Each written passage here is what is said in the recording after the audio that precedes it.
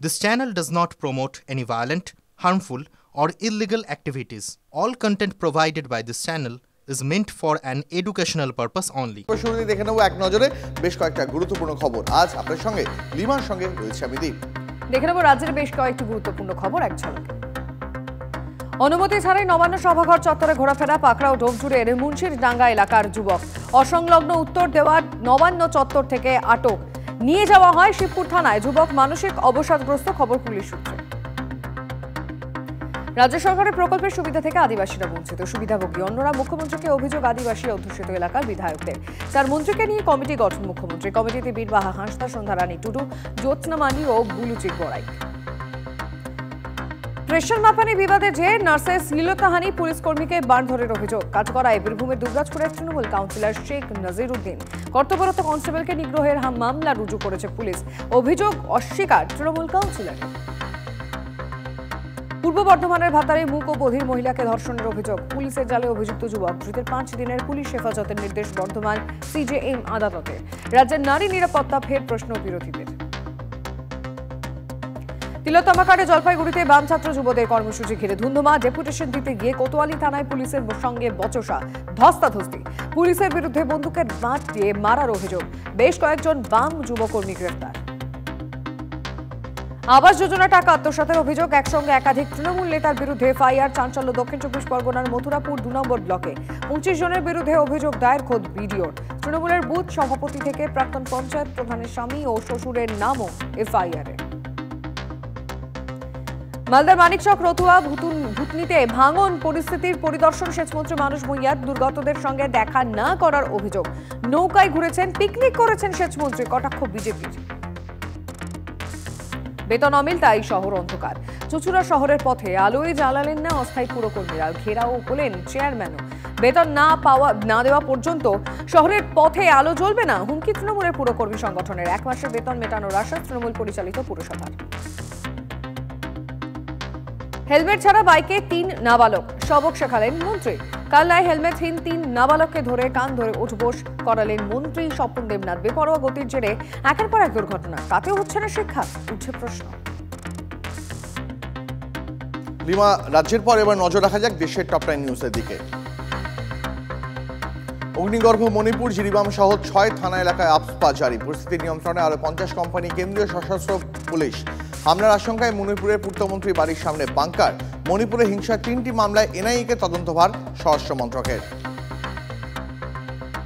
দিল্লিতে দূষণ আরো ভয়াবহ আকার নিচ্ছে। জনস্বাস্থ্য নিয়ে প্রবল উদ্বেগ। Graded response action plan stage 4 চালু করতে কেন দেরি? দিল্লি সরকারকে ধমক সুপ্রিম কোর্টের। বাতাসের গুণমানের সূচক 450-এর নিচে নামলেও GRAP4 বজায় রাখার নির্দেশ। দিল্লির বিভিন্ন জায়গায় অ্যান্টি স্মগ মিস্ট সিস্টেম। আম আদমি পার্টি ছাড়া 24 ঘন্টার মধ্যে বিজেপিতে কৈলাস গেহলট। একই দিনে কংগ্রেসে ভাঙন ধরালো আপও। কোনো চাপ নয়, মানুষের জন্য কাজ করতে বিজেপিতে। এজেন্সি তত্ত্ব উড়িয়ে দাবি কৈলাসের। যেখানে খুশি যান। কংগ্রেসের জাট নেতাকে দলে টেনে কৈলাসকে কটাক্ষ কেজরিওয়ালের। জনগণের লুট করা টাকা উদ্ধারে তৈরি রয়েছে বুলডোজার। ঝাড়খণ্ডে ভোটের প্রচারে গিয়ে হুঁশিয়ারি উত্তরপ্রদেশের মুখ্যমন্ত্রী যোগী আদিত্যনাথের গলায়। সুপ্রিম কোর্টে কড়া বার্তার পরেও যোগীর মুখে বুলডোজার হুঙ্কার, করা সমালোচনা বিরোধীদের। দেশজুড়ে লটারি সংস্থার বিভিন্ন দপ্তরে ইডি তল্লাশি, উদ্ধার 12 কোটি 41 লক্ষ টাকা। বাংলা ছাড়াও তামিলনাড়ু, মেঘালয়, পাঞ্জাব, কর্ণাটক, উত্তরপ্রদেশের 22 জায়গায় তল্লাশি। 6 কোটি 42 লক্ষ টাকার ফিক্সড ডিপোজিট ফ্রিজ, জানিয়েছে ইডি। ঝাঁসির মেডিকেল কলেজে অগ্নি বিপর্যয়, আরও 1 শিশুর মৃত্যু। সব মিলিয়ে মৃতের সংখ্যা বেড়ে 12। ঘটনার কারণ খুঁজে মহারানী লক্ষ্মীবাঈ মেডিকেল কলেজে তদন্তকারী দল। ঘটনাস্থলে তালা খুলতে দেরি হওয়ায় প্রিন্সিপালকে ধমক। বিপর্যয় নেপথ্যে দুর্ঘটনা নাকি গাফিলতি, প্রশ্ন বিরোধীদের। অবশেষে জালে জেলবন্দি গ্যাংস্টার লরেন্স বিষ্ণোইয়ের ভাই আনমোল। ক্যালিফোর্নিয়ায় পাকড়াও লরেন্সের গ্যাংস্টার ভাই। বাবা সিদ্দিকী খুনিদের সঙ্গে স্ন্যাপচ্যাটে যোগাযোগ ছিল আনমোলের, খবর এজেন্সি সূত্রে। মাঝসমুদ্রে পাকিস্তানি জাহাজ PMS নুসরাতকে ধাওয়া করে ভারতীয় মৎস্যজীবীদের উদ্ধার। অগ্রিম অভিযানে বড় সাফল্য ভারতীয় উপকূলরক্ষী বাহিনীর। রবিবার ভারতীয় মৎস্যজীবীদের ধরে নিয়ে যাওয়ার সময় ধাওয়া করে উপকূলরক্ষী বাহিনীর জাহাজ অগ্রিম। পাক জলসীমা পেরোনোর আগেই সবাইকে উদ্ধার। এই মুহূর্তে দাঁড়িয়ে দীপ আমাদের কাছে একটা বড় খবর আসছে নিউজ এক্সপ্রেস at 9 তাই শুরুতেই সেই খবরে নজর রাখতে হচ্ছে। সাত সকালে শিয়ালদা পুলিশ কিয়স্কে হামলা, এই মুহূর্তে বড় খবর। আমাদের রিপোর্টার সুশোভন আমাদের সঙ্গে রয়েছে, জানবো ঠিক কি ঘটেছে এবং এখন কি পরিস্থিতি। সুশোভন, দেখো গতকাল দুপুর 3:15 নাগাদ এই যে একেবারে যে শিয়ালদা ট্রাফিক পুলিশের যে কিয়স্ক, এই কিয়স্ক ভাঙচুর করা হয়। কারণ এটাই যে বাসের মধ্যে দুই যাত্রীর মধ্যে বচসা হয় এবং যখন দুই যাত্রীর মধ্যে বচসা হয় তখন এক যাত্রী মূলত তিনি বিতর্ক করছেন, এই অভিযোগ নিয়ে কিন্তু তাকে ভেতরে বসানো হয় এবং কর্তব্যরত পুলিশ অফিসার তার অভিযোগ শুনছিলেন। তখনই যে ব্যক্তি ভেতরে রয়েছেন, যেই ব্যক্তির বিরুদ্ধে অভিযোগ, সেই ব্যক্তির এক পরিচিত এসে কিন্তু রীতিমতো ভাঙচুর শুরু করে এবং তারপরে কিন্তু এই অভিযোগে কিন্তু বিশ্বকর্মা সাউ বলে একজনকে গ্রেফতার করা হয়েছে। এন্টালি থানা পুলিশ ইতিমধ্যে গ্রেফতার করেছে। তুমি দেখতে পাচ্ছ যে একেবারে পুলিশ কিয়স্কের সামনের যে অংশ, যে কাঁচ রয়েছে, সেটা যেমন পুরোপুরি একেবারে ভেঙে দেওয়া হয়েছে, তার কারণ বাঁশ এখানে ব্যবহার করা হয়, বাঁশ দিয়ে ভাঙা হয়। একেবারে পুলিশ কিয়স্কের পেছনের দিকে, অর্থাৎ পেছনে যে কাজগুলো রয়েছে সেটা, অর্থাৎ যে ভাঙচুরটা করা হয়েছে সেটা যেমন বাঁশ দিয়ে করা হয়েছে, সেটা দীর্ঘ সময় ধরে করা হয়েছে বলা ভালো। এবং এই যে ভাঙচুর, সেই ভাঙচুরের অভিযোগ পাওয়ার সঙ্গে সঙ্গে কিন্তু কর্তব্যরত পুলিশ অফিসার আসে এন্টালি থানার এবং তারপরে কিন্তু বিশ্বকর্মা সাহুগুলো একজন গ্রেফতার করে এবং ইতিমধ্যেই পুলিশ কিন্তু জানার চেষ্টা করছে যে তারা কেন হঠাৎ করে এরকম ভাবে। বুঝতে পারলাম, সুশোভন নজর থাকে খবরের দিকে।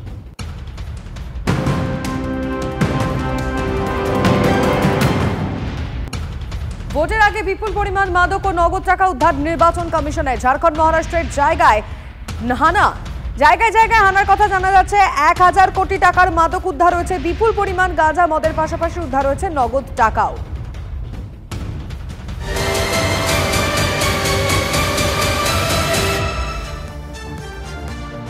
নজর রাখবো পরের খবরে। শিক্ষক নিয়োগ নিয়ে এ রাজ্যে বহু দুর্নীতির খবর আপনাদের জানিয়েছি আমরা, কিন্তু শিক্ষক নিয়োগের পর এবার রাজ্য অধ্যাপকদের পদোন্নতিতেও দুর্নীতির অভিযোগ উঠল। রায়গঞ্জ মহাবিশ্ববিদ্যালয়ের ক্র্যাক রিপোর্টে উঠে এলো পাহাড় প্রমাণ দুর্নীতির প্রমাণ। কোনো সরকারি নিয়মে তোয়াক্কা না করেই 12 জন অধ্যাপকের পদোন্নতি হয়েছে অভিযোগ এমনটাই। পদোন্নতির ক্ষেত্রে এপিআই স্কোর শিটের মতন গুরুত্বপূর্ণ এবং অতি আবশ্যক নথি নেই। এমনকি বোর্ডের কোনো সরকারি নমিনি ছাড়াই প্রমোশন দেওয়া হয়েছে, যা সম্পূর্ণ বেআইনি বলে উল্লেখ করা হয়েছে ক্যাগের রিপোর্টে। দুর্নীতির কথা স্বীকার করে নিয়েছেন খোদ উপাচার্য। টেকনিক্যাল কাজটা দেখেন আইকিউসির একটা বড় ধরনের সমস্যা আমার মনে হয় ছিল। তৎকালীন আইকিউসির ডিরেক্টর ছিলেন KS তেওয়ারি, উনি ডিনও ছিলেন, তা ওনার হাতেই ছিল। এখন কিভাবে কোথায় কি হলো না হলো পুরো বিষয়টা খতিয়ে দেখার জন্য আমরা থার্ড পার্টিকে দিচ্ছি, হ্যান্ড ওভার করছি। তারা সেই সদুত্তর দিলে পরবর্তী পদক্ষেপ আমাদের নিতে সুবিধা হবে। এই মুহূর্তে আমাদের সঙ্গে রয়েছেন আমাদের সহকর্মী রূপক। গতকাল আমরা দেখেছিলাম যে প্রচুর টাকা, কোটি কোটি টাকা 9-6 হয়েছে, কখনো সেটা উপাচার্যের প্রিন্সিপালের যে অফিস, সেই অফিস তৈরিতে হোক, গাড়ি কেনার ক্ষেত্রে হোক, মানে হাজারো অভিযোগ উঠেছে ক্যাগের রিপোর্টে। আর এবার পদোন্নতিতেও এত দুর্নীতির অভিযোগ, কি হচ্ছে বিশ্ববিদ্যালয়ের ভিতরে? দেখো, যেমনটা কিন্তু অভিযোগ হচ্ছে যে 2015 সালে এই বিশ্ববিদ্যালয় প্রতিষ্ঠা হওয়ার পরেই, অর্থাৎ কলেজ থেকে ইউনিভার্সিটি হয়েছে, সেই সময় কলেজে যারা অধ্যাপক ছিলেন তাদেরকে এই পদোন্নতি দেওয়া হয়েছে। যে 12 জনের নাম উঠে আসছে, কার্যত তাদের এপিআই স্কোর নেই, অর্থাৎ একাডেমিক পারফরমেন্স ইন্ডিকেটর, যেটা অতি আবশ্যক এই শিক্ষকদের, অর্থাৎ অধ্যাপকদের পারফরমেন্স, তাদের রিসার্চ মানে গবেষণা, সমস্ত কিছুর ওপরেই স্কোর হয়। তাছাড়া IQAC যে কমিটি রয়েছে, যে স্কুটিনি কমিটি রয়েছে, যারা এই পদোন্নতির বিষয়টি দেখে, প্রাথমিক ধাপ অর্থাৎ স্কুটনি করে তাদের সমস্ত এপিআই স্কোর থেকে শুরু করে সমস্ত বিষয় খুঁটিনাটি তারা খুঁটিয়ে দেখেন। সেই সমস্ত বিষয়গুলোর উপরে কিন্তু প্রশ্ন উঠছে। শুধু তাই নয়, তাদের এই পদোন্নতি দেওয়ার জন্য যে বোর্ড, সেই বোর্ডে কিন্তু একজন গভর্নমেন্ট নমিনি থাকেন, উপাচার্যের একজন প্রতিনিধি থাকেন, সেটা কিন্তু ছিল না বলে এই ক্যাগ রিপোর্টে উঠে আসছে। সুতরাং বিস্তর অভিযোগ, এই 12 জন অধ্যাপক তাদের অ্যাসোসিয়েট প্রফেসর থেকে প্রফেসর করে দেওয়া হয়েছে, কাউকে অ্যাসিস্ট্যান্ট প্রফেসর থেকে অ্যাসোসিয়েট প্রফেসর করে দেওয়া হয়েছে। কেন, কিভাবে এই কাণ্ড ঘটলো তা নিয়ে কিন্তু ইতিমধ্যেই তদন্ত শুরু হয়েছে। তবে বিরোধীরা যেমনটা নজর রাখো। আপাতত তোমাকে ধন্যবাদ। কিন্তু এই ক্যাগার রিপোর্ট সামনে আসতেই সুর চড়িয়েছে বিজেপিও। পার্থ চট্টোপাধ্যায় শিক্ষামন্ত্রী থাকাকালীন এই দুর্নীতি বলে অভিযোগ তুলেছে গেরুয়া শিবির, যদিও এর সঙ্গে দলের কোনো যোগ নেই, দাবি শাসক দলের।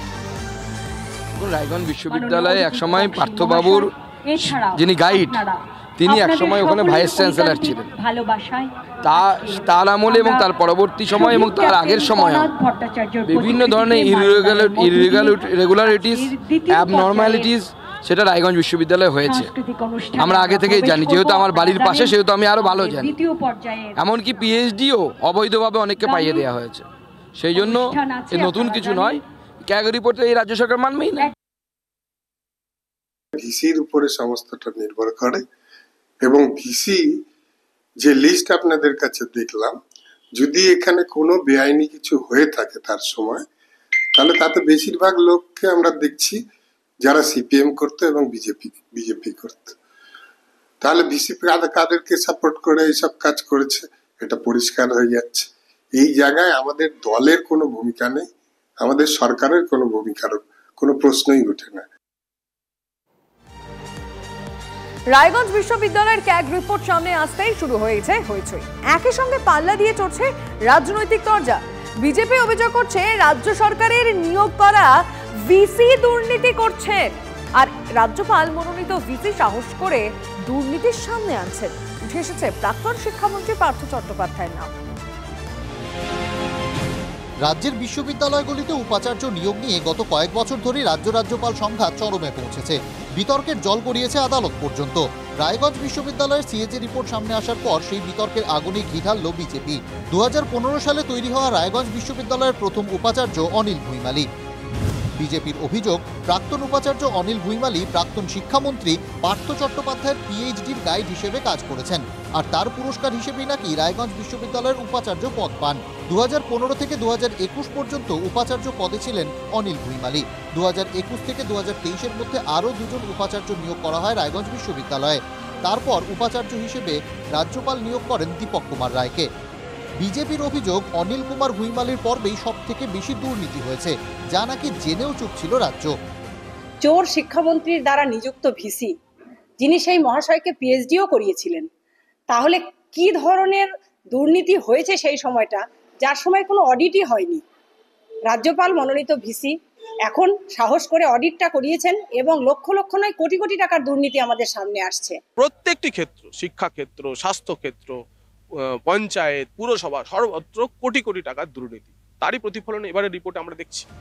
যদিও বিরোধী বিজেপির তোলা এই অভিযোগকে গুরুত্ব দিতে নারাজ রাজ্যের শাসক দল। তাদের মতে রাজনৈতিক বিতর্ক তৈরি করার চেষ্টা করছে বিরোধী দল। ক্যাগের আইন অনুযায়ী, ক্যাগের রিপোর্ট দেখে যা ব্যবস্থা নেওয়ার সেটা তারা নিতেই পারে। এর সাথে আমাদের দলের কোনো যোগাযোগ নাই, এর সাথে আমাদের মন্ত্রীর কোনো যোগাযোগ নেই। কোথায় গেলাস কেনার টাকা পর্দায় গেছে, পর্দার টাকা গেলাসে গেছে, ওই অত বড় বইতে এগুলো সব ভুরি ভুরি থাকে, সব জমানায় থাকে। ফলে এই মুহূর্তে এই নিয়ে আমি কোনো মন্তব্য করব না। রায়গঞ্জ বিশ্ববিদ্যালয়ের দুর্নীতি প্রসঙ্গে বিজেপির অভিযোগে নতুন মাত্রা পেল বিতর্ক। উঠে এলো প্রাক্তন শিক্ষামন্ত্রী পার্থ চট্টোপাধ্যায়ের নামও। রূপক ঘোষের রিপোর্ট, TV9 বাংলা।